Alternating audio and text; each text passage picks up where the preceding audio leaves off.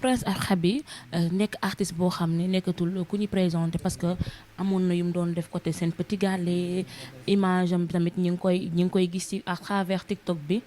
tey bu ma doon wax réellement kan mooy artiste bi tey lan nga ñuy wax ci. waaw Prince Haby moom benn xale la xam nga nekk si banlieue bi nekk si showbiz bi marqué si empreinte am ba Sénégalais yëpp ràññee ko waaye nag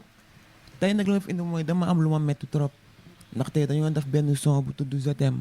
ñu jéggi saa yi gis ko si réseau yi benn naanaan bu mag génn ko te loolu du yoon ndaxte Prince xale la mi ngi si showbiz bi di bay waaram kon kooku soo ko tegul loxo bu jël alalam man loolu dama métti trop waaw te loolu du yoon quoi. donc su ma la déggee ci wax ji mooy Prince Haby dafa def benn son bu tudd Je t'aime te Je t'aime su ma juumul Wally Ballago Seck moo ko way te ku ne xam ni Wally Ballago Seck tey nekkatul ku ñuy présenté artiste la ndaanaan la ak Wally niveau bi mu toll tey est-ce que dina yëkkati son bu mel ni Je t'aime di ko def di ko jël ci kenn. non si ndaxte Wally ak Prince ñoo bokk son ñoo bokk label bu ñu ko enregistré te yooyu maanaam du yoon quoi. Prince xale la nekk si yoonam kon kooku soo ko jàppalewul bul jël alalam man loolu dama metti man waa showbiz xam nañu man gaaw ma génn man lu ma génn yombul mais lii dama metti trop waaw. ndax waxuma nag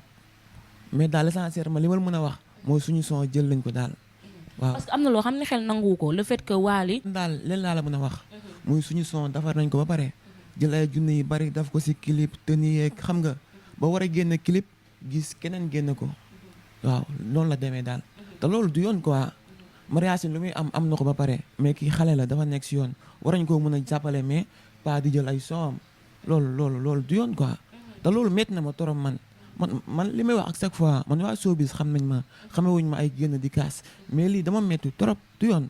mais tey jii nii bi loolu amee est-ce que tey def